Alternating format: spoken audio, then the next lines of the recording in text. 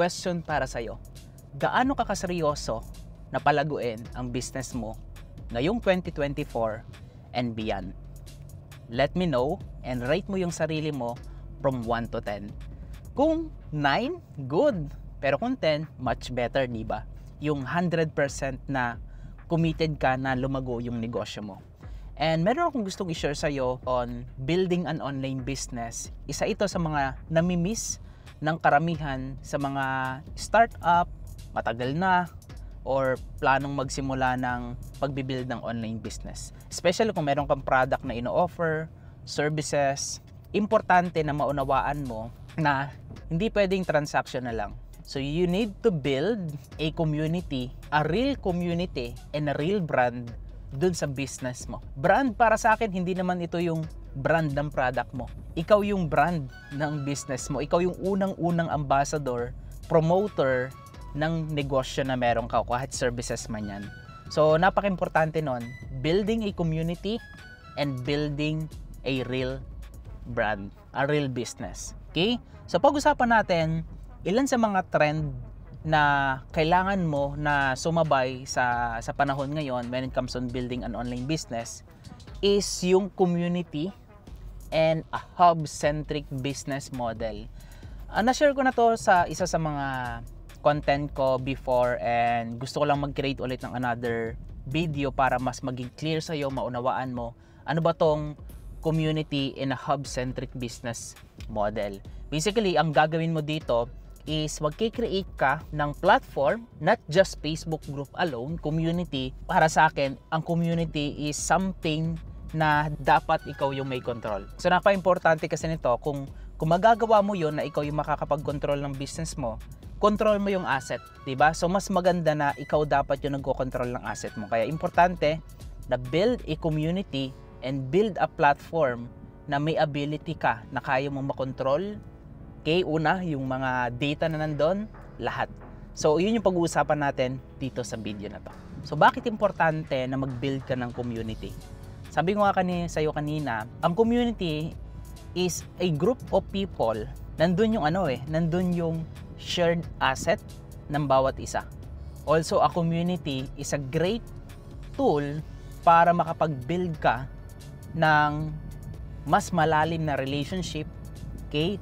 Connect and interact dun sa mga existing clients mo or existing customers, members man yan. So kung ano man yung business model na meron ka. So kaya importante yung community. So pag-usapan naman natin, ano yung brand, Coach Jay? So yung brand is something na identity. Sino ka ba? Sino ba yung mga taong sineserve mo? Okay? So brand is not a product or a services. Para sa akin, brand is a person. Okay? Yung product is a representation yan ng brand mo. Let's say, sabihin natin, smartphone or smartphone na lang. Okay? Ang unang-una na tumatatak sa isip ng karamihan kapag smartphone ang pinag-uusapan, quality, magandang camera, number 1 pa rin is still Apple. Okay? And dahil yung branding ng Apple is napaka-solid, kahit na wala na si Steve Jobs, di ba? Still, syempre, nandyan yung Apple, may mga nagpatuloy ng Apple company, Apple brand, syempre, mga business partner niya. But still, kapag sinabing Apple, Steve Jobs pa rin yung person na maaalala mo. So, tanungin kita, sino ngayon yung CEO ng Apple? Diba? Karamihan sasabihin Steve Jobs, diba? Pero hindi na. Diba? Yung nagpapatakbo na niyan is si Tim Cook. Pero pagdating sa brand, mas nakilala talaga si Steve Jobs. Doon nakilala yung Apple. Okay? Kumbaga yun yung pinaka foundation ng Apple brand and company.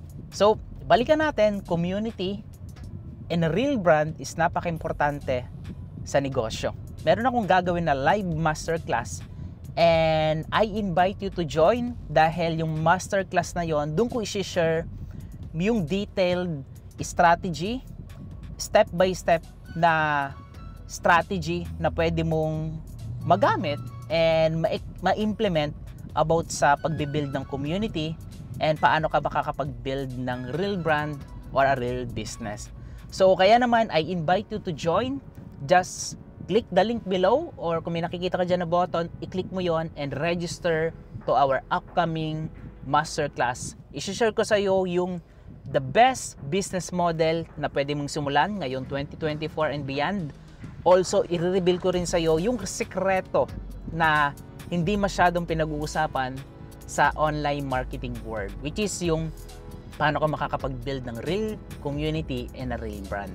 Also, i-share ko rin sa iyo, of course, yung mga proven strategy na magagamit mo para palaguin at i-build at scale yung negosyo na meron ka ngayon.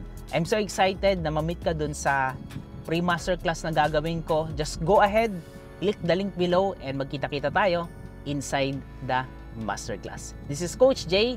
We want you to succeed. Let's make it happen.